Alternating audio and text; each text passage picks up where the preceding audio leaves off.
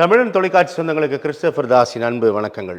இன்றைய அரசியல் அரங்கம் நிகழ்ச்சிக்காக நம்முடன் இணைந்திருப்பவர் மிக முக்கியமான ஒரு தமிழகத்தின் ஆளுமைகளில் ஒருவர், தமிழர் நீதி கட்சியின் நிறுவன தலைவர் ஐயா சுப இளவரசன் நம்முடன் இணைந்திருக்கிறார். அவரோடு தமிழகத்தில் தற்போதைய தமிழ் தேசியத்தின் மீதான பார்வை அதிகரித்து வரும் நிலையில் அடுத்த கட்டமாக தேர்தல் தமிழகத்தின் மிக முக்கியமான ஒரு அரசியல் நிலைப்பாடுகளில் இந்த தமிழ் தேசியத்தின் அல்லது தமிழ் தேசியத்தை ஆதரிப்பவர்களின் தாக்கம் என்னவாக இருக்கும்?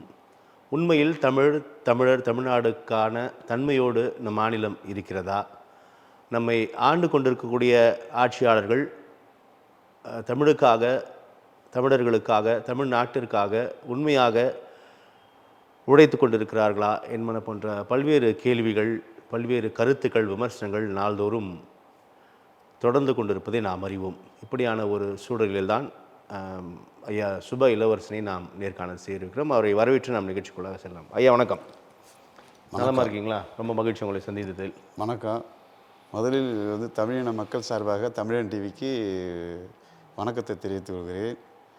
நான் ரொம்ப உடல்நலம் பாதிக்கப்பட்டு ஒரு 24 நாள் மருத்துவமனையில் இருந்தேன். அதனால் நேற்றே வர வேண்டியது அழைப்பு. இன்றைக்கி உங்கள் அழைப்பை ஏற்று தமிழ் மக்களுக்கு ஒரு நல்லது செய்யலாம் அப்படிங்கிற ஒரு நோக்கத்தோடு வந்திருக்கிறேன். ரொம்ப மகிழ்ச்சியா உங்களோட வருகை. முதல் நாம் விவாதமாக ராஜேந்திர சோழன் அவர்களுடைய நினைவு தினம் தமிழக அரசால் அமைச்சர்கள் பங்கேற்ற நிகழ்வாக நடைபெற்று கொண்டிருக்கிறது. அவர் நினைவை போற்றும் வகையில் நாணயம் வெளியிடவிருக்கிறார் நம்முடைய மரியாதைக்குரிய பாரத பிரதமர் நரேந்திர மோடி அவர்கள். சனிக்கிழமை தமிழகம் வருகிறார். ராஜேந்திர சோழனின் நினைவாக நாணயம் வெளியிடப் போகிறார். 2 கருத்துக்கள் இந்த ராஜேந்திர சோழனின் நினைவு தினத்தை நோக்கி நகர்கிறது. குறிப்பாக இப்போதுதான் இவர்களின் கண்களுக்கு இவர் தெரிகிறாரா என்ற ஒரு விமர்சனம் முன்வைக்கப்படுது. இப்போதாவது தெரிகிறதே என்ற குரல்களும் இதன் மீது தொடர்கிறது. எப்படி பார்க்குறீங்க இந்த நிகழ்வை? முதலில் நம்ம தமிழக அரசுக்கு தமிழ் மக்கள் சார்பாக நன்றியை நான் அவங்களுக்கு பதிவு பண்ணுறேன். ஏன்னா இப்போ தான் இவங்க ஆட்சிக்கு வந்த பிறகு தான் ராஜேந்திர சோழனுடைய பிறந்த நாள் விழாவை அரசு வேறு முறையாக அறிவித்து இப்போ கொண்டாடுறாங்க. இன்றைக்கி நேற்று அவங்க 5 அமைச்சர்கள் பங்கெடுத்தது ரொம்ப மகிழ்ச்சியாக இருந்தது. இத்தனை ஆண்டு காலமாக அவரை பற்றி மத்திய மாநில அரசு முறையாக அதை கொண்டாடி சிறப்பிச்சிருக்கணும். தெற்காசியாவே ஆண்ட 1000 ஆண்டுகளுக்கு முன்பு தெற்காசியாவை தலைநகரமாக திகழ்ந்து கங்கை வரை படையெடுத்து அதெல்லாம் கங்கை கொண்ட சோழபுரம் நினைவு ஒரு கோயிலை கட்டியிருக்கிறாரு. அது ஒரு பெரிய ஏரி, பொன்னேரின்ட்டு, அது ஒரு ஏரி, பெரிய ஏரி. அதில் தான் கப்பலே கட்டியிருக்கிறாங்க. இப்படி பல்வேறு புகழ் தமிழ் இனத்திற்கு பொற்கால ஆட்சின்னு சொல்லலாம். வரலாற்றில் அது பதிவு இருக்குது. நிறைய மாளிகை மேடுன்னு இருக்குது. அவர் கட்டின அரண்மனையை இடிச்சிட்டாங்க, அது மேடாகவே இருக்குது. அங்கே தொல்பொருள் ஆய்வு நடக்குது. அதை கூட தமிழக முதலமைச்சர் ஒரு முறை பார்த்தாங்க. இப்போ அது அவருடைய கண்காட்சியை கூட நிறைய இப்போ அறிவித்து இந்த பொருள்லாம் சேகரிச்சுக்கிட்டு இருக்கிறாங்க. இந்த நிலையில் இந்திய ஒன்றிய பிரதமர் வராரு. அவர் ராஜேந்திர சோழனுடைய நினைவாக நாணயம் வெளியிடுறாங்க. தமிழக அரசு எடுத்த முயற்சியினுடைய எதிரொலி மத்திய அரசு கவனத்துக்கு ஈர்த்து ராஜேந்திரன் தெற்காசியாவிலே மிகப்பெரிய ஒரு கப்பற்படையை கட்டி பெரிய ஒரு கெட்டாரங்கொண்டான் வரைக்கும் படையெடுத்து பெரிய ஒரு வரலாற்றில் சிறப்பான ஒரு இடம் பெற்றவர். இந்திய ஒன்றியத்துக்கு ஒரு புகழை சேர்த்தவர். அப்படிப்பட்ட சூழ்நிலையில் அவர் மத்திய ஒன்றிய அரசு இன்றைக்கி அவர் நாணயம் வெளியிடுறது ஒரு தமிழ் மக்கள் சார்பாக அவருக்கும் மத்திய அரசுக்கும் ஒரு நன்றி. இப்போது அவர் 27ஆம் தேதி பங்கெடுக்கிறார். ஒரு கிட்டத்தட்ட ஒரு 2 மணி நேரம் ராஜேந்திரன் இந்திய ஒன்றிய பிரதமரே 1000 ஆண்டுக்கு முன்பு ஒரு ஆட்சி புரிஞ்சதை இப்போ அவர் இருந்து தங்கி அந்த இடத்துல நிகழ்ச்சியை பார்க்குறது ரொம்ப மகிழ்ச்சியாக இருக்குது. இப்போ காலங்கடந்து எடுத்திருக்காங்க. தமிழினுடைய அந்த வீரத்தையும் வரலாற்றையும் ஆளுமையும் இப்போ தான் இவங்க கொஞ்சம் கொஞ்சமாக வெளிப்படுத்துகிறாங்க. இப்போ காலம் கடந்து எடுத்திருக்காங்கன்றது எப்படி புரிஞ்சுக்கலாம்? இது என்ன செய்திருக்க வேண்டும், என்ன செய்ய எவ்வளவோ தவறியது? இதை இவங்க தமிழினத்தினுடைய புகழ வரலாற்று சிறப்பை அதை சரியாக இவங்க புரிஞ்சிக்காம அதை இவ்வளவு காலம் கடந்து எடுத்திருக்காங்க அப்படிங்கிறது தான் தோணுது. ஏன்னா உண்மையிலேயே அந்த தஞ்சை பெரிய கோயிலை விட சிறப்பான ஒரு மதில் சுவரெல்லாம் இருந்தது. அதெல்லாம் ஒரு 5 அடுக்கு பாதுகாப்பு மதில் சுவரெல்லாம் இருந்தது. அதெல்லாம் எடுத்து ஆங்கிலேய அரசு அணைக்கரையை கட்டிட்டாங்க. அப்போ அதில் இருந்து அந்த அணைக்கரையில் கட்டியிருக்கிற கல்லெல்லாம் இந்த மதில் சுவர் தான். கோயிலினுடைய அது ஒரு பாதுகாப்பு பெட்டகம்.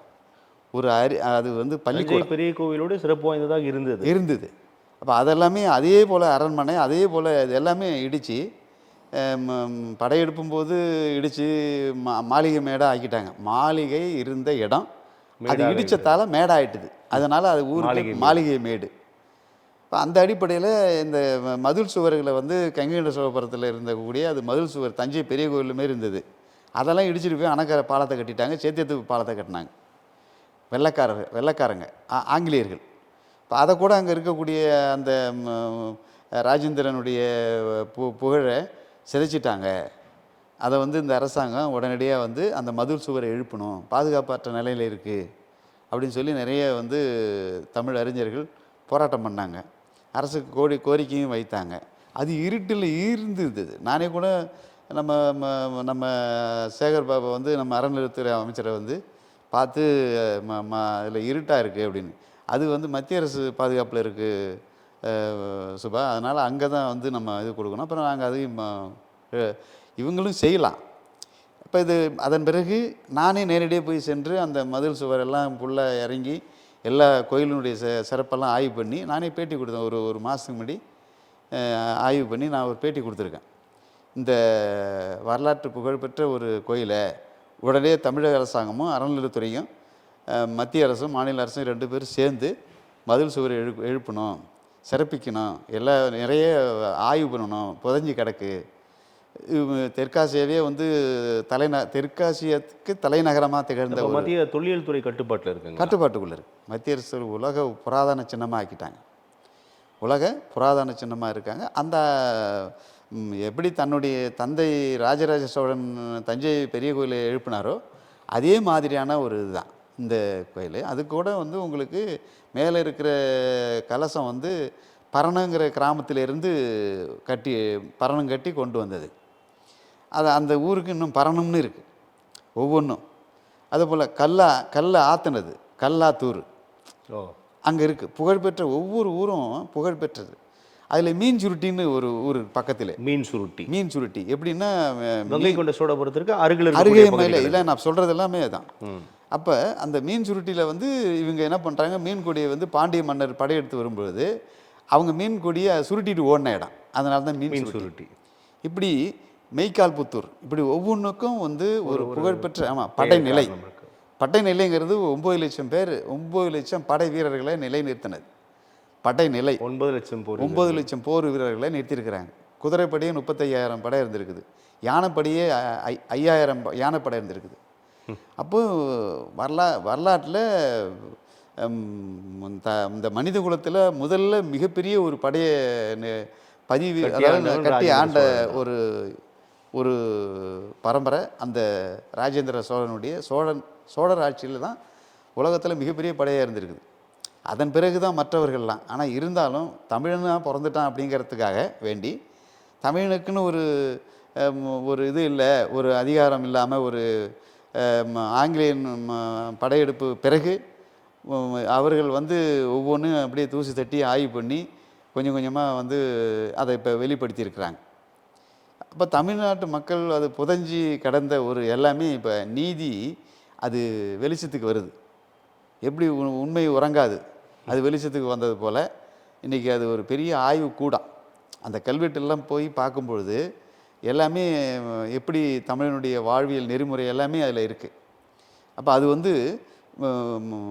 அந்த கோயிலினுடைய அந்த கல்வெட்டுகள் எல்லாமே ஒரு பாடசாலை மாரி, அறிவிச்சாலை மாரி அமைஞ்சிருக்கு. எப்படி கரிகாலன் கல்லணையை கட்டி ஓடுகின்ற நதியில் அந்த கல்லணையை கட்டினத்தால் தான் இந்த 2 கோயிலுமே உருவாயிடுச்சு. நான் இப்போ அண்மையில் நான் அதை ஆய்வு பண்ணி வெளிப்படுத்தினேன் கருத்தை.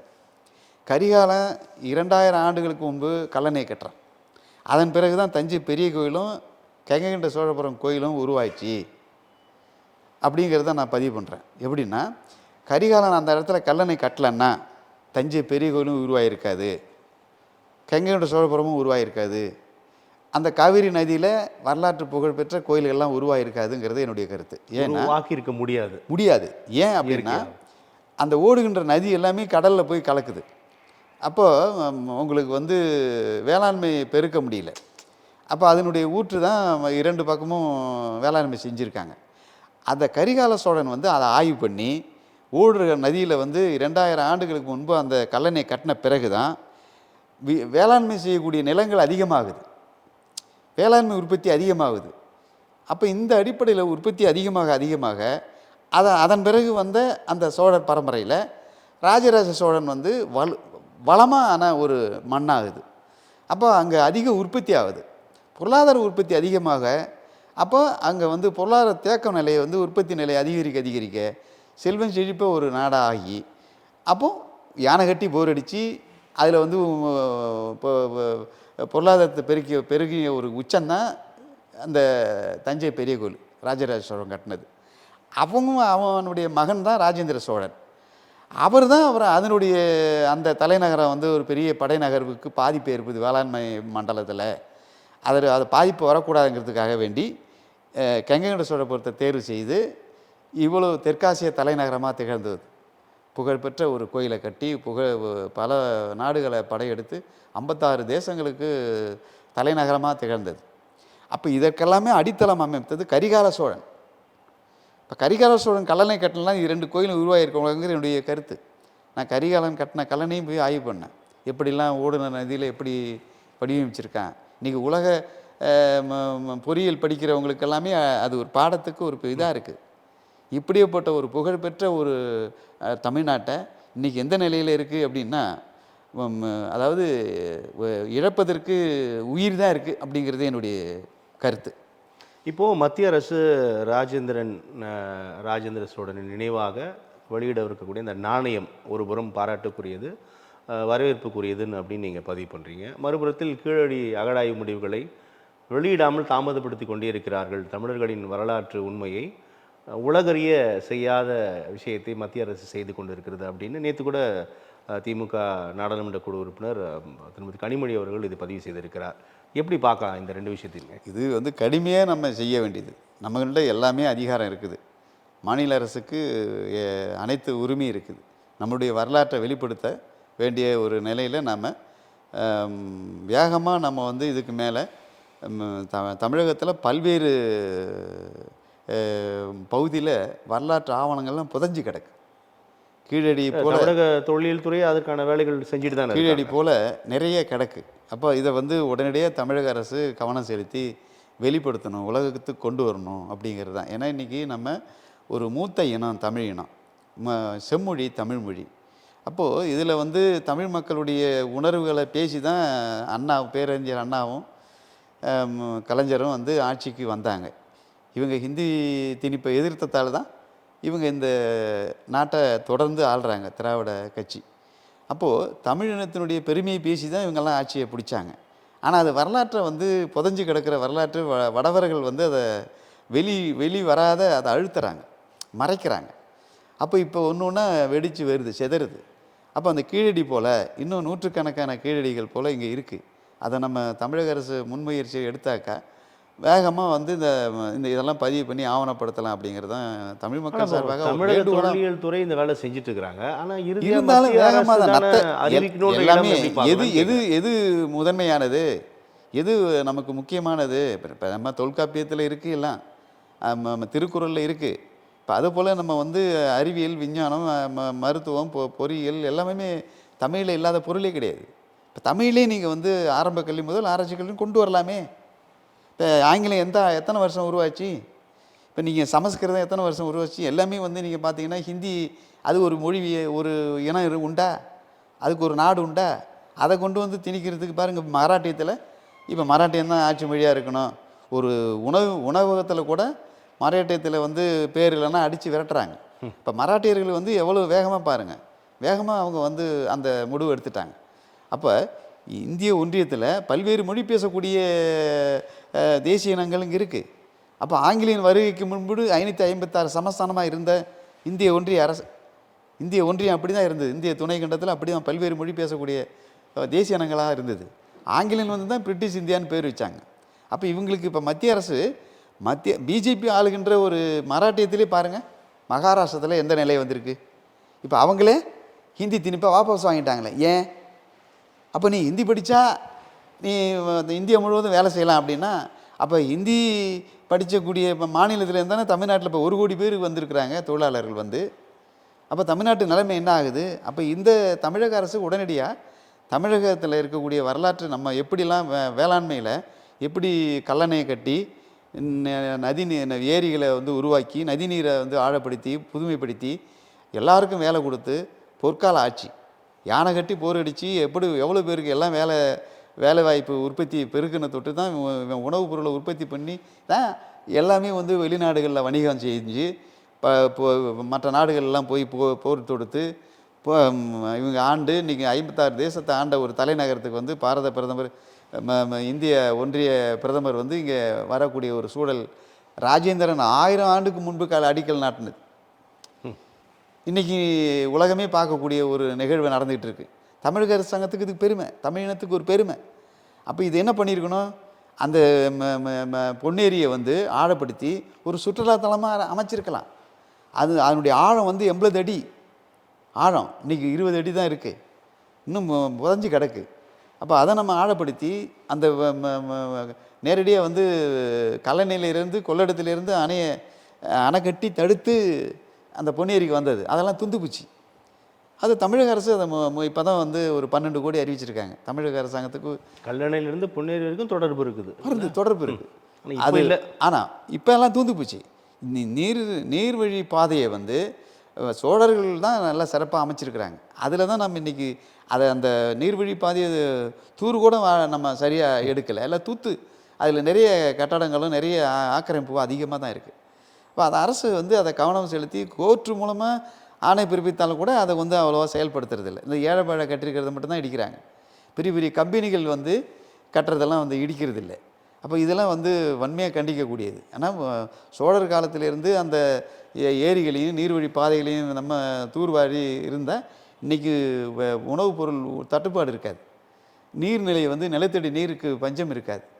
இப்போ நிலத்தடி நீரை வந்து எடுக்கிறது கூட மத்திய அரசாங்கம் வந்து வரி போடுறாங்க. எவ்வளோ கொடூரமானது பாருங்கள். இப்போ அது இயற்கையாக கொடுக்கக்கூடிய அவன் பெரிய பெரிய கம்பெனி வந்து நிலத்தடி நீரை உறிஞ்சி சுத்திகரிக்கப்பட்ட தண்ணியை வந்து விற்கிறான் பாட்டில். இப்போ நான்லாம் கிணத்து தண்ணி ஊற்று தண்ணி குடித்து வளர்ந்தவன். அப்போது இன்றைக்கி நான் பாட்டில் தண்ணி குடிப்பேன்னு நான் நினச்சி கூட பார்க்கல சின்ன வயசில். இது என்ன கொடுமை? முதல்ல தமிழக அரசாங்கம் தண்ணி குடிநீர் விற்கிறத உடனே காலம் இல்லை, 20 ஆண்டுகளுக்கு முன்னால் கூட பெரிய பேசு பொருளாக இருக்குது. 20 ஆண்டுகளுக்கு அப்புறம் எல்லாமே இந்த கேன் வாட்டர் தான் உபயோகப்படுத்துமா அப்படின்னா இப்போ சிரித்ததெல்லாம் உண்டு. ஆனால் இப்போ தவிர்க்க முடியாமல் மாதத்தில் ஒரு கணிசமான தொகை அதற்கு ஒதுக்க நிலைக்கு தள்ளப்பட்டாங்க தமிழர்கள். தண்ணியே விற்பனைக்கு தடை செய்யணும். எப்படி வந்து இயற்கையை கிடைக்கக்கூடிய தண்ணீர் கார்பன், அதாவது வந்து இயற்கை ஆக்சிஜன் வந்து எப்படி இயற்கை கொடுக்குதோ தண்ணியும் இயற்கை கொடுக்குது. இப்போ காற்று அது மரங்கள் கொடுக்குது. அப்போ இதெல்லாம் வந்து நம்ம இன்னும் வருங்காலத்தில் என்னன்னா ஆளுக்கு ஒரு சிலிண்டர் வாங்கக்கூடிய நிலைக்கு, அதுவும் பன்னாட்டு கம்பெனி டெண்டர் எடுத்து அவன் வந்து இந்த ஒவ்வொரு மனிதனுக்கும் ஒரு நாளைக்கு இத்தனை கிலோ சிலிண்டர் அப்படின்னு விற்க போகுது. இப்போ தண்ணியை வந்து நம்ம எப்படி ஊற்று தண்ணி கிணத்து தண்ணியை வந்து இப்போ நம்ம குடித்து வளர்ந்தோம். அப்போ இதை தமிழக அரசாங்கம் தடை செய்யணும். தண்ணியை வந்து எடுத்து விற்கிறத தடை செய்யணும். காற்று எப்படி பொதுவானதோ தண்ணி அப்படி பொதுவானது, மண் எப்படி பொதுவானது. இப்படி இதெல்லாம் வந்து நம்ம இதை விற்பனை என்பது ஒரு வணிக பொருளாக ஆக்கிடுச்சு. இப்போ இந்த நிலையை வந்து அவன் ராஜேந்திர சோழன் காலத்தில் எப்படி வேளாண்மைக்கும் நல்ல குடிநீர் சுகாதாரமான ஒரு வாழ்க்கையை வாழ்ந்து இருந்து விட்டு தான் இத்தனை நாடு அவங்க படையெடுத்தாங்க, அவ்வளோ பெரிய படையை நகர்த்தினாங்க. இன்றைக்கி உலகமே திரும்பி பார்க்கக்கூடிய அளவுக்கு அந்த தெற்காசிய தலைநகரமாக தேர்ந்த மண்ணுக்கு பிரதமர் வரக்கூடிய வந்து அதை புகழ்ந்து ஒரு நாணயம் வெளியிட, அப்போது அவங்கெல்லாம் அப்படி வந்து இந்த மண்ணை பாதுகாத்து இயற்கை வளங்களை பாதுகாத்து மாசுபடாத வச்சிருந்த தொட்டு தானே இன்றைக்கி நாம் அவங்களுக்கு பாராட்டு விழா எடுக்கிறோம், பிறந்தநாள் விழா எடுக்கிறோம். 1000 ஆண்டுகளுக்கு முன்னாடி வாழ்ந்தவங்களுக்கு அவங்களுடைய எச்சங்களாக வரலாற்று இருக்குது இல்லையா? இப்போ நாம் என்ன விட்டுருக்கோம்? ஒவ்வொருத்தரும் இப்போ காமராஜர் ஆட்சி பண்ணார், அதன் பிறகு பேரறிஞர் அண்ணா ஆட்சி பண்ணாங்க, இப்போ கலைஞர் ஆட்சி பண்ணாங்க, ஜெயலலிதா ஆட்சி பண்ணாங்க. தமிழ்நாட்டுக்கு என்ன பெருமை சேர்த்தாங்க, என்ன செய்தாங்க, என்ன சாதனைங்கிறது நாளை வரலாறு சொல்லணும் இல்லையா? இப்போ நம்ம 1000 ஆண்டுகளுக்கு முன்பு, அதுக்கு 2000 ஆண்டுகளுக்கு முன்பு கல்லணை கட்டினது எதற்காக? மனித குலத்துக்கு பயன்படக்கூடிய செயலை செஞ்சாங்க. அப்போ வாழ்வாதாரம் என்ன, நம்ம மனித குலத்துக்கு என்ன தேவை? உணவு தேவை. அப்போ என்ன, அந்த அடிப்படையில் இருந்தால் வேளாண்மை தான் அடித்தளம். இப்போ உழுதவன் சேத்துல அவன் காலை வைக்கலைன்னா நம்ம சோத்தில் கை வைக்க முடியுமா? அதை பற்றி தமிழக அரசாங்கம், மத்திய மாநில அரசாங்கம் அதை பற்றி என்ன செஞ்சுருக்கிறாங்க? இப்போ இவங்க ஒரு பெரிய பாராட்டு விழா எடுக்கிறாங்க, அவசரமாக எல்லாம் ஒரு பெரிய கோடிக்கணக்கான செலவு பண்ணி விழா எடுக்கிறாங்க. அப்போ இந்த மக்களுடைய வாழ்வாதாரம் எந்த அளவுக்கு ஆங்கிலேயனுக்கு முன்பு எப்படி அவங்க தமிழ் மக்களுடைய வாழ்வாதாரம், ஒட்டுமொத்த இந்திய ஒன்றியத்தில் மக்கள் வாழ்வாதாரம் எப்படி இருந்தது, இன்றைக்கி இப்படி இந்த மக்களுடைய வாழ்வாதாரம் எந்த அளவுக்கு இருக்குது, உயர்ந்திருக்குதா? இப்போ நீங்கள் வடநாட்டுக்காரங்கெல்லாம் இங்கே ஹிந்தி படித்தவங்கலாம் தமிழ்நாட்டுக்கு வேலைக்கு ஏன் வராங்க? இது மத்திய அரசு தான் பதில் சொல்லணும். நீங்கள் சொல்லக்கூடிய உணவு மிக முக்கியமான ஒரு விஷயம், வாழ்வாதாரம் அதிலும் முக்கியமான ஒரு விஷயம் பார்க்கும் பொழுது, இந்த பின்னணியில் விளைநிலங்களை அழித்து பரந்தூர் விமான நிலையம் அந்த பணிகள் போயிட்டு இருக்குது. இது தேவையில்லாத ஒன்று. அதான் இப்போ நீங்கள் பின்னணியில் தமிழக அரசுகள் உணராமல் இருக்கிறது ஒன்று, மற்றொன்று வளர்ச்சி என்ற ஒரு முழக்கத்தை முன்வைக்கிறார்கள். தமிழக அரசுக்கு பரந்தூர் விமான நிலையம் மிகப்பெரிய ஒரு கெட்ட பேர் தான். அது தேவையில்லாத ஒன்று. இருக்கிற எல்லாமே நமக்கு தமிழ்நாட்டில் இருக்கிற விமான நிலையம் போதுமானது. மக்களுடைய உணர்வுகளை மதிக்காத மத்திய அரசாக இருந்தாலும் சரி, மாநில அரசாங்கம் இருந்தாலும் சரி, அது ஏற்றுக்கொள்ள மாட்டாங்க. வரலாறு மன்னிக்காது. இப்போ நானே கூட அதை ஆதரித்தாலும் கூட அது தவறு தான். நாளை வரலாறு என்ன மன்னிக்காது. அந்த இடத்துல விதி என்ன சொல்லுதுன்னா, உலக சட்டம் சொல்லுது, என்ன சொல்லுது, மக்களுடைய கருத்தை கேட்கணும். அந்த பகுதி மக்கள் அந்த விளைநிலங்களை தான், உழவு பணி தான், உழைப்பாளி தான் வாழ்வாதாரம். இந்த உலக அரசாங்கத்துக்கு, உலகத்தில் இருக்கக்கூடிய எல்லா மனித குலத்துக்கும் என்ன உணவு. இப்போ உணவு இல்லைன்னா எதுவுமே கிடையாது. அந்த உணவு உற்பத்தி பண்ணுறவன் உழவன், உழைப்பாளி. இந்த உழைப்பாளின்னு கேட்கணும். நீங்கள் என்ன பண்ண போகிறீங்க, நீங்கள் யாருக்காக நீங்கள் ஆட்சி பண்ணுறீங்க? இந்த மக்கள், உழைக்கக்கூடிய மக்கள் உழவனுக்காக தானே நீங்கள் அவங்களுடைய ஓட்டு போட்டு, அவங்க சோறு போட்டு, அவங்களுடைய உழைப்பில் தானே வரி போட்டு, எல்லாமே ஜிஎஸ்டி வரியிலேருந்து எல்லா வரியும் போட்டு தானே நீங்கள் நிர்வாகம் பண்ணுறீங்க. இந்த உழைப்பவனுடைய எல்லாத்தையும் இடத்த பறிச்சுக்கிட்டு நீங்கள் வளர்ச்சின்னா என்ன வளர்ச்சி? நீங்கள் இப்போ நீங்கள் என்ன இந்த வளர்ச்சியில் என்ன முன்னேற்றம் வந்திருக்குது, மக்களுடைய வாழ்வாதாரம் என்ன உயர்ந்திருக்கு ஆய்வு பண்ணுறது இல்லையா? அதிகாரத்தில் போய் உட்காந்தா உங்களுக்கெல்லாம் கண்ணை மறைக்குமா? நாளை வரலாறு நம்மளை மன்னிக்குமா? என்ன ஒவ்வொருத்தரும் என்னென்ன செஞ்சாங்கங்கிறத ஆய்வு பண்ணுறது இல்லையா? இருக்கிற அந்த மக்களுடைய உணர்வுகளை மதித்து அவங்க கருத்தை கேட்குறது இல்லையா? 90% மக்கள் என்ன சொல்கிறாங்க அப்படின்னா, நான் பரதூர் விமான நிலையத்தை ஆய்வு பண்ணேன். நானே நேரடி ரகசியமாக போய் ஆய்வு பண்ணேன். ஏன்னா நாங்கள் இப்போ அதுக்கு எல்லாம் தமிழகத்தில் மிகப்பெரிய ஆண்ட கட்சி, பெரிய கட்சி, சாதி கட்சி, பெரிய கட்சியெல்லாம் புதுசாக நடிகர் கட்சியெல்லாம் வந்திருக்குது, உருவாகியிருக்காங்க. இப்போ அவங்கெல்லாம் என்ன பண்ணணும், தமிழ்நாட்டு மக்களுடைய உணர்வு மதித்து அதை நம்ம அந்த ஜல்லிக்கட்டு போராட்டம் போல், ஹிந்தி எதிர்ப்பு போராட்டம் போல் பண்ணணும். மக்களுடைய உணர்வை மதிக்கணும். அது தேவையில்லை ஒன்று. அப்போது தேவையில்லாத ஒன்றை திணிச்சிக்கிட்டு மக்கள்கிட்ட திணிக்கும் போது என்ன ஆகும், அது விளைவு நேர்மாறாக அமையும். அதனால் நம்ம அதிகாரம் இருக்குது. ஹிட்லரை விட பெரிய படையை யாரும் உலகத்தில் யாரும் வச்சிருக்கல. ஹிட்லருடைய நிலைமை என்ன? இப்போ ஒரு 1.5 வருஷத்துக்கு முன்னாடி ஹிட்லர்னு ஜெர்மனியில் பேர் வச்சாங்க. உடனே அந்த பேர் வச்ச குடும்பத்தை கைது பண்ணாங்க. அந்தமாதிரி நிலை தான் வரும். இப்போ ராஜபக்சே என்ன பண்ணார், தமிழ் இனத்தின் மீது ஈழத்தமிழர் மீது படுகொலை செஞ்சாங்க. இப்போ உலகம் முழுவதும் தெரிஞ்சு போச்சா அது என்ன படுகொலைன்னு? அதுக்கு துணை போனது யார்? தமிழ்நாட்டு மக்களுக்கு தெரியும், இந்திய ஒன்றிய மக்களுக்கு தெரியும். இப்போ கட்சித்தீவு யாருக்கு தாரை கொடுத்து இது கிட்டத்தட்ட 1000 தமிழக மீனவர்களை சுட்டு கொண்டு இருக்கிறாங்க. அப்போ அது எப்படி? பத்திரிகையில் பாருங்கள், தமிழக மீனவர் தான் போடுறாங்க. இல்லை பிரதமர் இதுக்கு பதில் சொல்லணும். அப்போ உனக்கு 1.5 கோடி சிங்களம் உறவு வேணுமா, 8 கோடி தமிழ் மக்களுடைய உணர்வு வேணுமா? எவ்வளோ நாளைக்கு நீங்கள் புரிஞ்சும் தமிழின் தொலைக்காட்சி புரிஞ்சும் தெரிஞ்சும் அறிஞ்சும் தமிழினத்தை அழிக்கிறத வேடிக்கை பார்த்துட்டு இருந்தால் தமிழின் தொலைக்காட்சியும் நம்ம தமிழ்நாட்டு மக்கள் புறக்கணிப்பாங்க. இப்போ நீங்கள் என்னை மதித்து, சரி ஒரு சிறு துளியாக இவர் செயல்பட்டுருக்காரு, 13 வருஷம் தமிழ் மக்களுக்கான போராட்டத்தில் பங்கெடுத்திருக்காரு, சிறைப்பட்டிருக்கிறாரு, இந்த நிமிஷம் வரைக்கும் கையொப்பம் போட்டுட்ருக்காரு, அந்த உணர்வோடு செயல்பட்டுருக்காரு, நீங்கள் மதித்து என்னை கூப்பிட்றீங்க. அப்போ என் இனத்தை, அந்த தமிழக மீனவர்களை சுட்டு கொல்லும்போது நான் வேடிக்கை பார்த்துக்கிட்டே இருந்தேன்னா நாளை வரலாறு என்ன மன்னிக்குமா?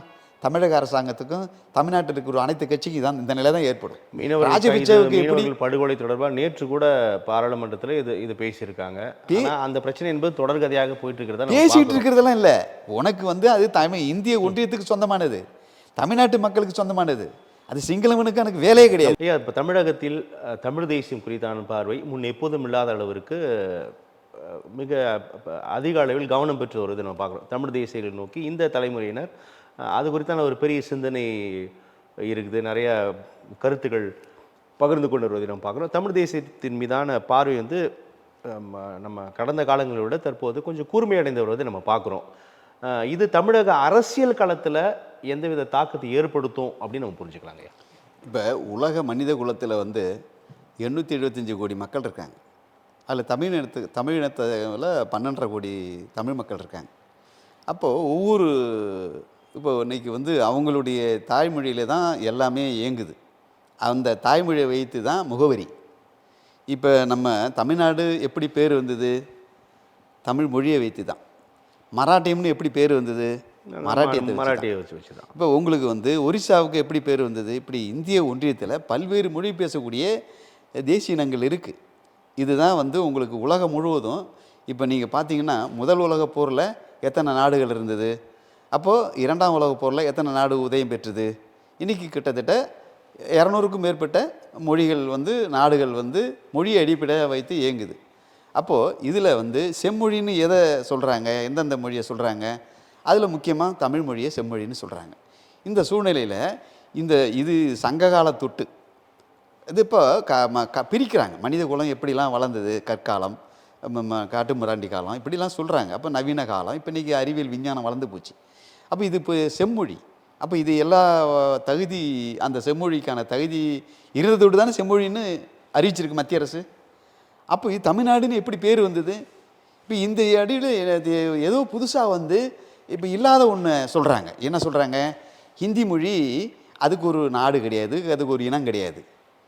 இப்போது அது போல் சமஸ்கிருதமும் அப்படி தான். இப்போ எப்படி ஆங்கிலம் வந்து எப்படி உருவாச்சு? இப்போ 200 ஆண்டு 250 ஆண்டு ஆகுது. இப்படி இல்லாத ஒன்று ஒரு செயற்கை மொழியை வச்சு இது பண்ணுறாங்க. அது இப்போல்லாம் அது செம்மொழியாக ஆகாது, அது எவரிக்க முடியாது. உலக மொழியில் வல்லுநர்களை ஏற்றுக்க மாட்டாங்க.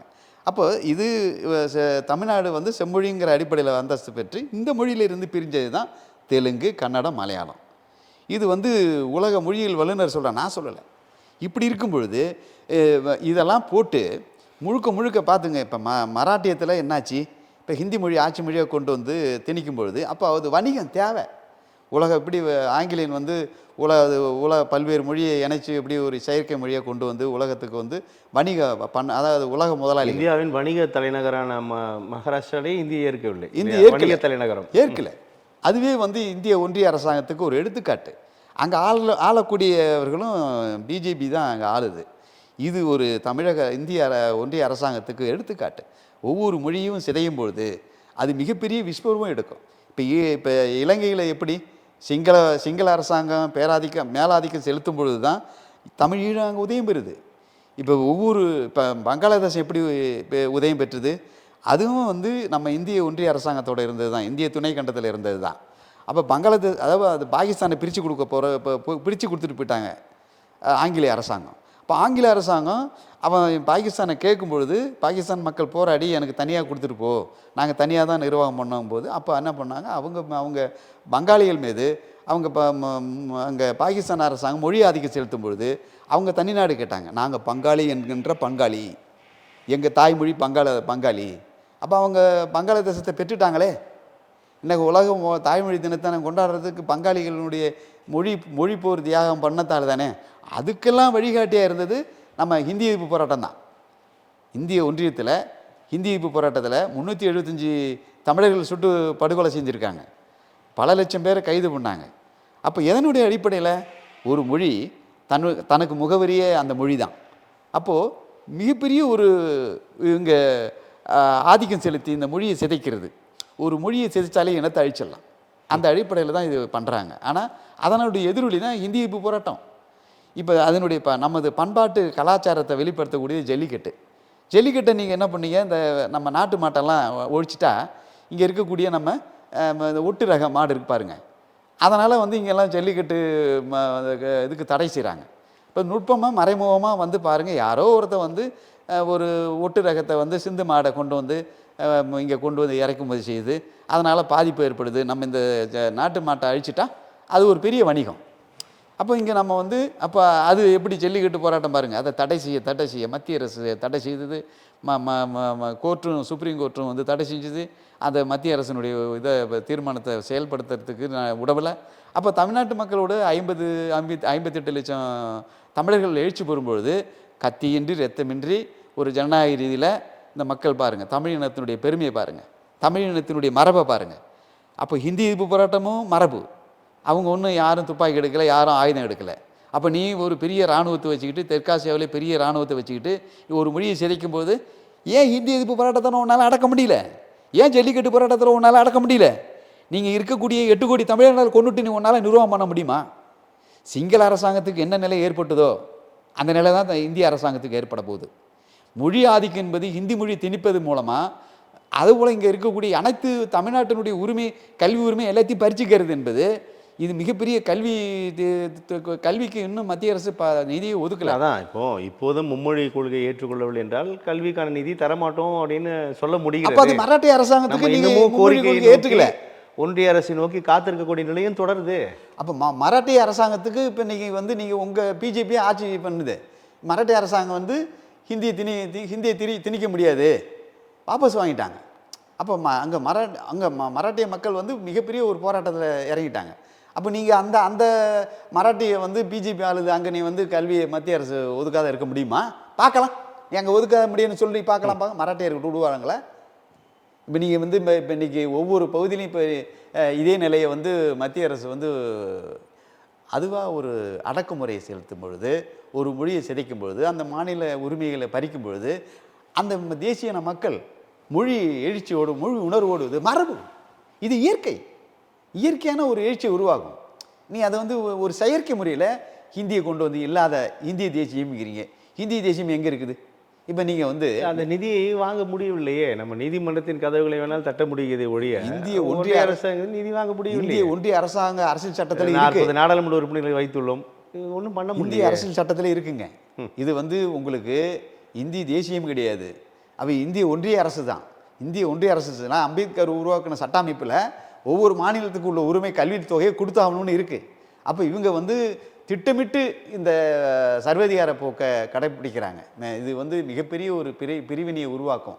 இந்த அழுத்தம் தான் ஒரு தமிழ் தேசியம் உருவாகுது. இந்திய ஒன்றிய அரசாங்கம் தமிழ் மொழியை சிதைக்கிறது, தமிழ் உணர்வோடு செயல்படக்கூடாது.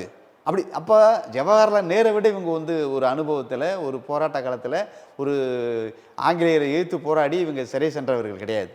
ஒரு ஆர்எஸ்எஸ் வந்து ஒரு பிற்போக்கான ஒரு அமைப்பு.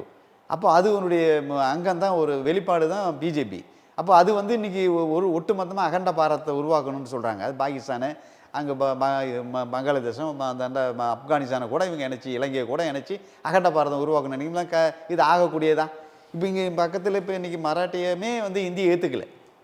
அப்போ இதிலிருந்து ஒரு பாடத்தை மத்திய அரசு எடுத்துக்கிட்டு உடனடியாக வந்து தமிழ்நாட்டுக்கு கொடுக்க வேண்டிய கல்வித்தொகையும், தமிழ்நாடு போகிற மேற்கு வங்காளத்தில் இது எல்லாம் அப்போ எல்லாமே வந்து இந்திய ஒன்றியத்தில் இருக்கக்கூடிய அனைத்து மொழி பேசக்கூடிய மக்களுக்கும் அவங்கவுங்க உரிமையை கொடுக்கணும். அப்படி உரிமையை கொடுத்தா தான் இந்திய அரசாங்கத்தை இவங்களால் வந்து நிர்வாகம் பண்ண முடியும். இந்த படையை வச்சுக்கிட்டு இவங்க ஆணவம் பண்ணிக்கிட்டு ராக்கெட்டை விடுறேன், பெரிய உலகத்திலே வந்து உலக படைகளில் 4வது இடத்துல இருக்குன்னு சொல்லிட்டு தான் இருக்கணும். ஹிட்லரை விட பெரிய படை கிடையாது. அப்போ ஹிந்தி எதிர்ப்பு போராட்டம், ஜல்லிக்கட்டு போராட்டம், ஸ்டெர்லைட் போராட்டம், இன்றைக்கி போராட்டம் வந்து மக்கள் போராட்டம். அப்போ அந்த உழைக்கக்கூடிய மக்களுடைய போராட்டத்தை, உணர்வுகளை மதிக்காத அரசாங்கம் தூக்கி எறியப்பட்டிருக்கு, கற்பூரமாக்கப்பட்டிருக்கு. அப்படி தான் ஹிட்லர் அரசு போயிட்டுது. ஒன்றும் இல்லை, ராஜபக்சே அரசாங்கம் என்ன ஆச்சு?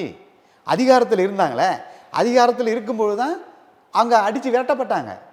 இப்போ பாருங்கள், பங்களாதேசத்தை பாருங்கள், அதிகாரத்தில் இருக்கும்போது தான் பங்களாதேஷ் அரசாங்கத்தை தூக்கி எறியப்பட்டது. அடுத்த நிலை இந்தியாவில் உருவாக போடுது.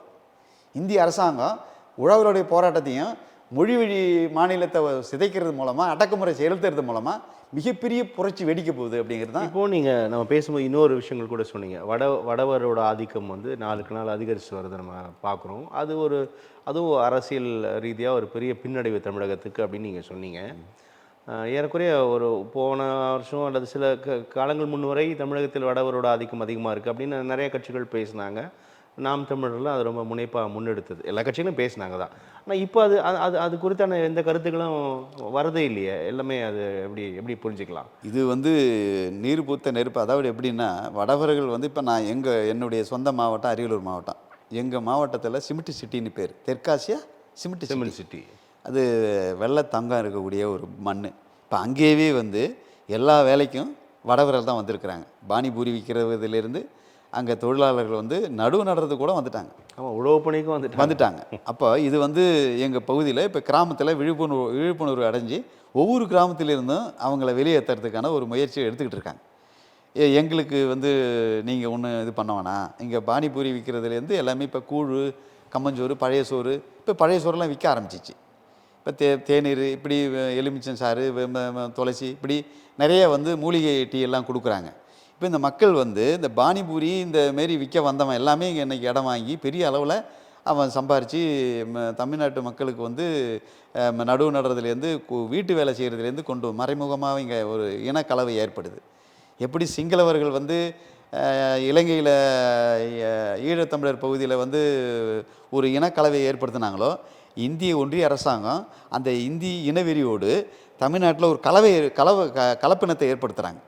அப்போ இது மறைமுகமாக தமிழக அரசாங்கம் இது துணை போச்சுன்னா தமிழக அரசாங்கத்துக்கு மிகப்பெரிய கெட்டப்பேர். இப்போது இது தொடர்பாக தமிழ் தேசிய பேரியக்கத்தோட தலைவர் ஐயா மணியரசன் வந்து இந்த வடகிழக்கு மாநிலங்களில் சில மாநிலங்கள் இருப்பது போன்று இந்த இன்னர் லைன் பெர்மிட், உள்நுழைவு அனுமதி சீட்டு மாதிரி ஒரு திட்டத்தை செயல்படுத்தலாம் அப்படின்னு ஒரு கோரிக்கை அவர் நீண்ட நெடுங்காலம் வைக்கிறார்.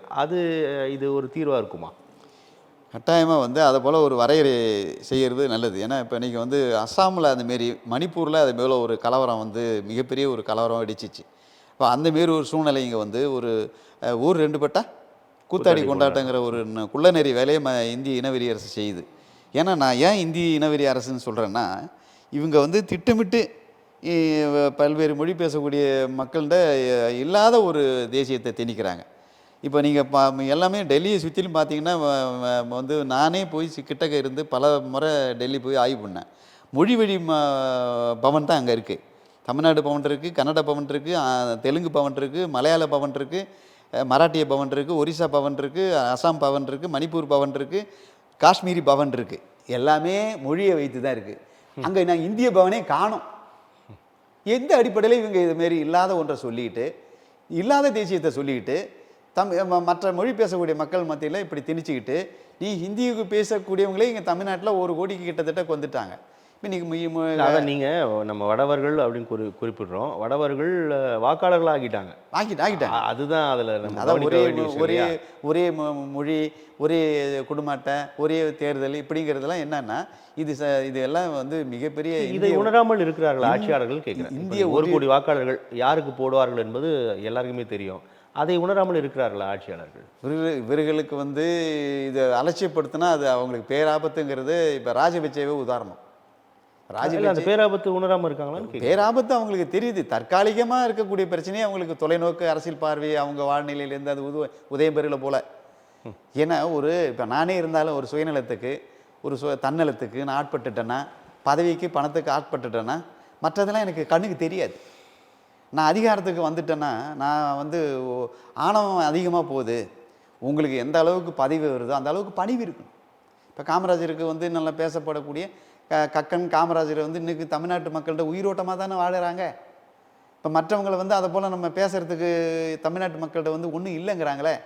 இப்போ அவர் ஒரு அணையை கட்டினார், அவர் ஆனால் இந்தி திணிப்பை வந்து ஆதரித்தார், அதனால தான் அவங்க வந்து தோற்கடிக்கப்பட்டது. அது தமிழ்நாட்டு மக்கள் தன்னெழுச்சியே எப்படி ஜல்லிக்கட்டு போகிற இந்திய எதிர்ப்பு போராட்டம் மாதிரி தன்னெழுச்சியாக வந்து எடுத்த போராட்டத்தை திமுக அதை ஆதரிச்சுது. திமுக திராவிட கட்சி அதை ஆதரிக்கலைன்னா இன்றைக்கி தமிழ்நாட்டில் அவங்களுக்கு வேலை இல்லை. ஜல்லிக்கட்டு ஆதரிக்கலைன்னா தமிழ்நாட்டில் வேலை இல்லை. இப்போ வந்து அதே பாருங்கள், தமிழ்நாட்டு மக்களுக்கு சொந்தமான கச்சத்தீவை கொடுக்குறாங்க சிங்களவன்ட்ட. அது முல்லை பெரியார் அணையை தேவிகுளம் பேர்மேடை மலையாளிகிட்ட கொடுக்குறாங்க. அப்போ நம்ம கொடகை காவிரியை கன்னடக்காரன்ட்ட கொடுக்குறாங்க, கோலார் தங்கவயலையும் கொடுக்குறாங்க. இங்கே பார்த்தீங்கன்னா திருப்பதியே தெலுங்கர்கிட்ட கொடுக்குறாங்க, பாலாற்றையும் தெலுங்கர்கிட்ட கொடுக்குறாங்க. எப்படி தமிழினத்தை அப்படி கொஞ்சம் கொஞ்சமாக அப்படியே கழுது தேஞ்சி கட்ட எறும்பானது மாரி போடுறாங்க பாருங்கள். இதெல்லாம் தமிழ்நாட்டுக்கான நீ தமிழ் மக்களுடைய உணர்வுக்காக, தமிழ் மக்களுக்காக நாங்கள் கட்சி தொடங்கியிருக்கோம்னு சொல்லியிருக்கீங்க. நீங்கள் என்ன பண்ணீங்க ஆட்சியில் வந்து இதெல்லாம் இழந்திருக்கிறோம். இதெல்லாம் இருக்கு பாருங்கள். இப்போ மராட்டியத்துக்கும் மகாராஷ்டிரத்துக்கும் இப்போ பாருங்கள், தெலுங்கு தேசத்து பகுதியில் ஒரு சில பகுதியை வந்து ஊர்களை வந்து மாற்றிருக்காங்க பாருங்கள். இப்போ அண்மையில் மாற்றப்பட்டிருக்கு. அந்தந்த மொழி பேசக்கூடிய மக்களுக்கு அந்தந்த மாவட்டம் அந்த இன மக்களோட மாவட்டத்தை வந்து அந்த மொழியோட இணைச்சிருக்காங்க. மகாராஷ்டிராவில் இப்போ அண்மையில் நடந்திருக்கு. தமிழகத்தில் இருக்கக்கூடிய அனைத்து கட்சிகளும் அதை உணரணும். ஆட்சி பிடிக்கிறதுக்கு நீங்கள் துடிக்கிறீங்க, ஏமாற்றி மக்களை வந்து நீங்கள் சாதி உணர்வில் உள்ளவங்கள சாதி யார், அந்த சாதி பெரிய சாதி, இந்த சாதி சின்ன சாதி, எப்படி சாதியில் இருக்கக்கூடிய மக்கள் தொகையை வச்சு நீங்கள் சட்டமன்ற உறுப்பினருக்கும் பாராளுமன்ற உறுப்பினருக்கும் தொகுதி ஒதுக்குறீங்கல்ல. தமிழ்நாட்டு மக்களுடைய வாழ்வாதாரம் ஆங்கிலேய ஆட்சியில் எப்படி நடந்திருக்கு, இப்போ நம்ம ஆட்சியில் என்ன வாழ்வாதாரம் உயர்ந்திருக்கு அப்படின்னு பார்க்கணும் இல்லையா? அப்போ இன்றைக்கி என்ன நீங்கள் வந்து எல்லா நிலையிலுமே ஒரு நீங்கள் சொல்கிறது தான் எல்லாம் கேட்கணுங்கிற விமர்சனத்தை கூட உங்களால் ஏற்றுக்க முடியல. அதுதான் எனக்கு வருத்தமாக இருக்குது. யார் குழந்தைகள் சொன்னாலும் ஒரு ஆட்சியாளர் கேட்கணும். அங்கே ஆட்சியாளர்கள் வந்து இந்த மக்கள் வந்து உழைப்பாளிங்க, அவங்க வரி பணத்தில் தான் நம்ம இயங்குகிறோம். அப்போ அவங்கள என்ன பண்ணணும், நீங்கள் அந்த ஆட்சியாளர்கள் வந்து தாய் தந்தை போல் இந்த குடிமக்களை பாவிக்கணுங்கிறது தான் தமிழ் மக்கள் சார்பாக நான் அதை பதிவு பண்ணுறேன். இந்த அரசாங்கத்துக்கு தமிழக அரசாங்கத்துக்கு அதை நான் பதிவு பண்ணுறேன், இந்திய ஒன்றிய அரசாங்கத்துக்கு நான் பதிவு பண்ணுறேன். எங்களுடைய வரிப்பணத்தில் தான் நீங்கள் இயங்குறீங்கிறது நீங்கள் இப்போ மறந்துட்டு நீங்கள் செயல்படுறீங்க. அதிகாரத்தில் வந்த உடனே நீ எல்லாருமே கொன்னுட்டு எல்லாருமே பிடிச்சி சிறைக்கு போயிட்டு அப்புறம் உழைப்பறதுக்கு ஆள் யார்? இப்போ நீ வடநாட்டுக்காரனேருந்து கொண்டு வந்து எல்லாத்தையுமே நீங்கள் தமிழ்நாட்டு மக்களை வந்து நீங்கள் என்ன கலவை செய்து நீங்கள் தமிழ்நாட்டு மக்களை நீங்கள் அழிச்சிட முடியுமா? இல்லை நீங்கள் ஆட்சி தொடர்ந்து பண்ணிட முடியுமா? ஒருபொழுதும் முடியாது. இது உலகத்தில் எங்கேயுமே நடந்ததாக சரித்திரம் இல்லை. தொடர்ந்து அது போராடிட்டு தான் இருக்கிறாங்க. அதாவது பரவலாக ஒரு கருத்து முன்வைக்கப்படுது, நீங்களும் அறிஞ்சிருப்பீங்க. தமிழர்கள் எல்லாமே தண்ணியை போட்டு போயிடுறான், குடிச்சிட்டு உழுந்து கிடக்குறான், வேலை செய்யறதுக்கு ஆள் கிடையாது, அதனால் நாங்கள் என்ன பண்ணுறது அப்படின்லாம் சில கருத்துக்கள் முன்வைக்க. எப்படி வந்து சிங்களர்கள் வந்து திட்டமிட்டு ஈழத்தமிழர்கள் மீது ஒரு நேரடி போர் தொடுத்தாங்களோ அதுபோல் திட்டமிட்டு இந்திய ஒன்றிய அரசாங்கம் தமிழகத்தின் மீது மறைமுகமான ஒரு போர். இது சாதி ரீதியாக மத ரீதியாக சாதி வெறி மதவெறி ஊட்டி கலவரத்தை உருவாக்கி அதிலிருந்து முற்போக்காக சிந்திச்சு வந்துடக்கூடாதுன்னு வந்து மதுவை ஊட்டி போதைப் பொருளை கொடுத்து இங்கே தமிழ்நாட்டு மக்களை இன அழிப்பு செய்கிறாங்க. முன்னாடிலாம் குடும்ப கட்டுப்பாடு அதிகமாக கடுமையாக மதுபான ஆலைகள் நடத்துவதும் டாஸ்மாகை நடத்துவதும் மத்திய அரசா மாநில அரசா நடத்துது. இது மத்திய அரசு சொல்கிறீங்க. இது வந்து மாநில அரசு செய்தாலும் சரி மத்திய அரசு செய்தாலும் மிகப்பெரிய ஒரு தவறு. இது மனித குலத்துக்கு விரோதமானது. அப்போ இதை நம்ம வந்து நீங்கள் அப்புறம் மத்திய அரசாங்கம் அதிகாரத்தில் இருக்கிற நீங்கள் வந்து அதிகாரத்தை கொடுக்குறது யார்? அதிகாரத்தை வந்து கொடுக்குறீங்கள நீங்கள் தானே கண்காணிக்கிறீங்க. ஒரு ரைடுங்கிறீங்க, எல்லாத்துக்கும் ரைடுங்கிறீங்க. ஒரு வந்து உனக்கு ஜிஎஸ்டி வரி போடுறீங்க. அப்போ நீங்கள் இதெல்லாம் வரி போட்டு நீங்கள் வசூல் பண்ணுற நீங்கள் எங்களை ஆள்றீங்கல்ல மேலே நாட்டாமல். அப்போ நீங்கள் கல்வி வரி எனக்கு கொடுக்கலையே. அப்போ எல்லா நிலையிலையும் நீங்கள் தானே வந்து நீங்கள் அப்போ நாங்கள் என்ன சொல்கிறோம், கல்வி வரி எனக்கு கொடுக்கல, இப்போ தமிழக அரசு என்ன பண்ணுறது, எனக்கு வேறு வழி கிடையாது அப்படிங்கிறாங்களே. இப்போ தவறு செய்கிறது நீ வந்து நான் பொறுப்பெடுத்துக்கிறேன். அப்போது கல்விக்கான நிதி உங்களுக்கு ஜிஎஸ்டி நிதி வரி எல்லாமே நாங்கள் வந்து கூடுதலாக கொடுக்குறோம், நீ மூடுன்னு சொல்ல வேண்டியதானே. நீ மக்களை நேசிக்கிற, நீ எல்லாம் ஒட்டுக்க வந்து நீ மேலே இருந்து எல்லாத்தையும் ஆளுகின்ற அதிகாரம் உங்கள்கிட்ட இருக்குது. அப்போ நீங்கள் அதை செய்யலாம் இல்லையா? இப்போ எனக்கும் இப்போ நீங்கள் அப்போ ஒரு பாராளுமன்றத்தை வந்து நடத்தி அதிலிருந்து பாரத பிரதமர்னு நீங்கள் வந்து இந்திய ஒன்றியத்தை ஆளக்கூடிய நீங்கள் எல்லாத்துக்கும் பொதுவானவங்க. 136 கோடி 126 கோடி மக்களுக்கு நீங்கள் வந்து பொதுவானவங்க இல்லையா? அப்போ அதில் 8 கோடி தமிழ் மக்களுக்கும் அதை பாதிப்புன்னு சொன்னால் நீங்கள் என்ன வேடிக்கை பார்த்துட்ருக்கீங்க? உங்களுக்கு அதிகாரம் இருக்குது இல்லையா? அப்போ அதை நீங்கள் செய்யலாம் இல்லையா? அப்போ இது வந்து இந்த மக்களை குடிகாரனாக்கி சாதி ரீதியாக மத ரீதியாக ஒரு மொழி பேசக்கூடிய ஒரு தாய் மக்களை சாதி ரீதியாக பிரித்து இது நாளை வரலாறு உங்களை மண்டிக்குமா? அப்போ அதை நீங்கள் உணர்ந்து நீங்கள் ஆட்சி பண்ணணும், நல்லது செய்யணும். இப்போ நீங்கள் ராஜேந்திர சோழனுக்கு விழா எடுக்கிறீங்கள, அவன் வந்து தமிழ்நாட்டு மக்களுக்கு வந்து 56 தேசங்களுக்கு வந்து சாராயத்தை உற்பத்தி பண்ணி எல்லாம் குடிகாரனாக்கி அவன் பாட்டை வந்து கல்லணையை கட்டாமல் அவன் வழி வந்து தஞ்சை பெரிய கோயிலை கட்டாமல் நீங்கள்லாம் வந்து ஒரு புகழ் தமிழினத்துக்கு சேர்ந்துருக்குமா? இன்றைக்கி நம்ம பேசப்படுதே. ஒரு 50 ஆண்டு காலம் கழித்து நம்ம தமிழ்நாட்டை நோண்டி பார்த்தா என்ன கிடைக்கும்? வெறும் சாராய பாட்டிலும் பாலித்தீன் பையை தான் கிடைக்கும். அப்போ நம்மளை ஆண்டவங்களை நம்ம வந்து என்னுடைய தந்தைண்டே நான் சொல்லியிருக்கேன், அரசு கோழி முட்டை பல்ல உடைக்கும். அப்போ கருவில் இருக்கிற கருவில் இருந்து கல்லறைக்கு போகிற பிணம் வளர்றீங்க எல்லாம் சில்லறை இல்லாமல் எதுவும் போக முடியாதுன்னு ஒவ்வொருத்தரும் எழுதுகிறாங்க. அப்போ எவ்வளோ தூரம் இங்கே இன்றைக்கி ஊழல் நெளிஞ்சு கிடக்குது. அப்போ மக்களுடைய வாழ்வாதாரம் என்னென்ன மாதிரியான எந்த ஒரு திட்டத்தை எடுத்துக்கிட்டாலும் நல்ல முறையில் அது ஆரோக்கியமாக அந்த முழுமையாக அந்த திட்டத்துக்கு போய் பண நிதி சேருதா? மத்திய மாநில அரசுக்கு இது எல்லாருமே தெரியும். அது வந்து எழுதப்படாத ஒரு சட்டம் அப்படிங்கிறாங்க. அப்போ தமிழக சட்டமன்றத்தில் எதிர்கட்சி வந்து இதுமாரி கிட்டத்தட்ட 124 காவல் நிலையங்களையும் மாமூல் வாங்குறாங்க அப்படின்னு சொல்லும்போது தமிழக முதல்வராக இருந்தப்போ அப்போது கலைஞர் சொல்கிறார், இதெல்லாம் மாமூலான விஷயம் என்னன்னு சர்வசாதாரணமாக சொன்னார். அது மாமூல் வாங்குறது மாமூலான விஷயம்னு சொன்னார். அப்போ எப்படிலாம் இந்த தமிழ்நாட்டில் கருத்து பதிவு பண்ணப்படுது. இன்னைக்கு ஒவ்வொரு நம்ம சிற்றரசர்கள், பேரரசர்கள், 63 நாயன்மார்கள் எப்படிலாம் தமிழ்நாட்டில் தமிழை வளர்த்தாங்க. வள்ளலார் எப்படி பண்ணியிருக்கிறாரு, வள்ளலார் என்ன பண்ணார், அவரை கூட நீங்கள் ஒரு உதாரணத்துக்கு எடுத்துக்கல. தமிழக அரசாங்கம், இந்திய ஒன்றிய அரசாங்கம். அப்போ இன்றைக்கி 1000 ஆண்டுக்கு முன்படி எப்படி ஆட்சி பண்ணாங்கிறதுக்கு நீங்கள் பாராட்டு பண்ணி, நாளைக்கு உங்களை நாங்கள் வந்து தமிழ்நாட்டு மக்களும் ஒட்டுமொத்த இந்திய மக்களும் உங்களை பாராட்டுறது மாரி நீங்கள் ஏதாவது ஆக்கப்பூர்வமாக உயிரோட்டமாக பின்னாடி வர மனித குலத்துக்கு பயன்படணும். மண் மாசுபட்டுச்சு, காற்று மாசுபடுத்துச்சு, தண்ணி மாசுபட்டுருக்கு. அப்போ காற்று, மண், நீர் 3 உயிர் ஆதாரம், 3மே மாசுபடுத்தப்பட்டிருக்கு. மனித உயிர் மாசுபடுத்தப்பட்டிருக்கு. அப்போ கருவில் இருக்கிற குழந்தைங்கிறது நோயிலே பிறந்து நோயிலே செத்துக்கிட்டு இருக்கிறான், கடல்லே பிறந்து கடல்லே செத்துக்கிட்டு இருக்கான். என்ன நீங்கள் சிறந்தது ஒரு ஆட்சியை கொடுத்துன்னு சொல்லி இந்த பேசு பொருள், இந்த விவாத பொருள்லாம் அப்படியே இருக்குது. ரொம்ப நாளாக இந்த கோரிக்கைகள் நீர் பூத்த நெருப்பாக தான் இருக்குது. 26 சட்டமன்ற தேர்தலுக்கு தயாராகிட்டாங்க கட்சிகள். ஓரணியில் தமிழ்நாடு திமுக, மக்களை காப்போம், தமிழ்நாட்டை மீட்போம் அப்படின்னு அதிமுக. எப்படி பார்க்குறீங்க? இது வந்து ரெண்டும் தொடர்ந்து தமிழ்நாட்டு மக்கள் வந்து ஒரு எதிர்ப்பு அலையை உருவாயிடுச்சு. அதனுடைய விளைவாக தான் மாநில கட்சி அந்தஸ்து நாம் தமிழர் கட்சி பெற்றிருக்கு. இது 2 கட்சியும் கணக்கில் எடுத்துக்கணும். தமிழ்நாட்டில் நீங்கள் தமிழ் தேசியத்தை சிதைச்சிட்டு, மொழியை சிதைச்சிட்டு, நீங்கள் இல்லாத ஒரு தேசியம் பேசிக்கிட்டு யாராக இருந்தாலும், நான் வந்தாலும் சரி, அது வரலாறு மன்னிக்காது. அதனால தான் இன்றைக்கி வந்து அவர் மாநில அந்தஸ்து 38 லட்சம் பேர் 38 லட்சம் ஓட்டு போட்டிருக்காங்க, ஒரு மாநில அந்தஸ்து பெற்றிருக்கிறாங்க. அதுக்கே அவர் சின்னத்தெல்லாம் தடை செஞ்சீங்க, என்னென்னமோ குள்ளநெறி வேலைலாம் பண்ணீங்க. நீங்கள் ஒரு இனத்தை, ஒரு உண்மையை, நீதியை நீங்கள் சிதைக்கிறதுக்கு மூலமாக அது உண்மை வெடித்து தான் சிதறப்போகுது, சிதறி வருது. இப்போ 2 கட்சி மேலே உள்ள அதிருப்தி தான் புதுசாக வந்து சீமான் உருவாகியிருக்கார். அந்த தமிழ் தேசியத்தை சிதைக்கணுங்கிறதுக்காக தான் விஜயை உருவாக்கி கிளப்புறாங்க. விஜய் வந்து அப்படியே உடனே எடுத்த உடனே எந்த விதமான ஒரு மொழிக்கான போராட்டம், ஜல்லிக்கட்டு போராட்டம், எந்த ஒரு களத்தில் இறங்கி மக்களுக்கான உழவர்களுக்கான போராட்டம், ஒரு தொழிலாளிக்கான ஒரு போராட்டத்தை நடத்துறதும் கிடையாது. அவர் ஒரு நல்ல ஒரு சிறந்த நடிகர், நானே கூட அவரை நேசிப்பேன். ஆனால் இன்னைக்கு பாருங்கள், எடுத்த உடனே நேரடியாக முதல்வர் நிலைக்கு வந்து தமிழ்நாட்டு மக்களை முதலமைச்சர் வேட்பாளர் முதலமைச்சர் வேட்பாளர் விருப்பமுள்ளவர்கள் என்னோட கூட்டணிக்கு வரலாம். தமிழ்நாட்டில் பெரிய சாதி, ஆண்ட சாதின்லாம் சொல்லிக்கிறாங்க, பெரிய சாதி சொல்லிக்கிறாங்க. இப்போ பெரிய வந்து இவங்க ஆண்ட சாதி, பெரிய சாதின்னு சொல்கிறாங்க. நாங்கள்லாம் தமிழ்நாட்டை வீர பரம்பரை, ஆண்ட பரம்பரைன்னு சொல்கிறாங்க. இவர் எந்த பரம்பரையில் வராருன்னு தெரியல. எடுத்த உடனே இவர் எல்லா தமிழ்நாட்டு மக்கள்கிட்ட வந்து எல்லாம் இழிச்சு, அந்த கவர்ச்சி எப்படி இந்த சாதி வெறிக்கு மத வெறிக்கு ஆட்படுறாங்களோ, அதுபோல் கவர்ச்சி மோகத்துக்கு, எப்படி மது மோகத்துக்கு மது பைத்தியம், மது போதை, அதுபோல் இந்த கவர்ச்சி போதை. அப்போ அதனால் அவங்க எடுத்த உடனே தமிழ்நாட்டு மக்கள் இழிச்சவாங்க அப்படிங்கிறது மாரி, அதான் ஊர் 2 பட்டா கூத்தாடி கொண்டு அந்த மாரி சூழ்நிலை இங்கே உருவாகுது. நான் அவரை வந்து நான் நேசிக்கிறேன். அவர் மண்ணின் மைந்தன், நடிகராக சரி. இப்போ கேரளாவில் அந்த நிலைமை வராது, மலையாளிகள் தான் அந்த சிந்தனை இல்லை. இது வீரப்பன் கூட இப்போ என்ற நேரடியாக பார்க்கும்போது சொன்னார், என்ன தமிழ்நாட்டு மக்கள் இப்படி இருக்கிறாங்க, எல்லாமே வந்து பார்த்தீங்கன்னா தமிழ்நாட்டில் அப்படி. இப்போ ஆந்திராவில் கூட அதை பாருங்கள், முடியல. என்டி ராமராவோட முடிஞ்சு போச்சு. அடுத்தது வந்தது யாரும் நடிகர் கிடையாது அங்கே. அப்போ தமிழ்நாட்டில் திட்டமிட்டு அதை அப்படியே வந்து கடைப்பிடிக்கிறாங்க. அப்போ சீமான் வந்து ஒரு தமிழ் தேசிய, அவரும் ஒரு நடிகர் தான், ஆனால் விஜயும் நடிகர் தான். ரெண்டு பேருமே மண்ணின் மைந்தர்கள் தான். அப்போ அவங்க வந்து அப்போ பாருங்கள், அந்த தமிழ் தேசியம் இங்கே வந்துடக்கூடாது. ஒரு மொழியால், தமிழ் மொழியால், தமிழ் இனத்தால், தமிழ் பண்பாட்டால் எப்படி நீங்கள் ஒன்றிணைச்சிடக்கூடாது.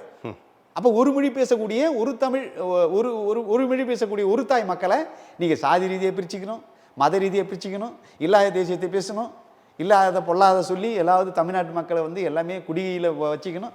அப்போ எப்படி தமிழ்நாட்டு மக்கள் வந்து இந்த நிலையில் இருந்து தான் சீமானை வந்து ஒரு ஓட்டு 2 ஓட்டு இல்லைங்க. அப்போ 2 கட்சியும் உணரணும். அப்போ இதிலிருந்து என்ன பண்ணணும், எங்களை மாரி உள்ளவங்கெல்லாம் மறைமுகமாக கொலை பண்ணிடணும், மறைமுகமாக அழிச்சிடணும்னு நினைக்கிறத நீங்கள் மறந்துடணும்.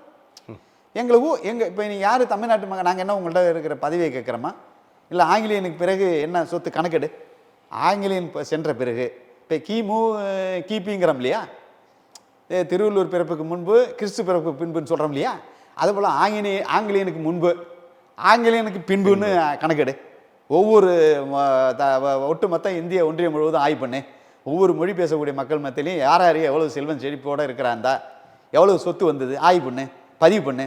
இப்போ இது நீங்கள் வந்து நம்ம இந்திய ஒன்றிய பிரதமர் சொன்னார்ல, ஒவ்வொரு குடும்பத்துக்கும் 5 லட்சம் பணம் தரேன்னு, அது இன்னும் கொடுக்கல அவர்.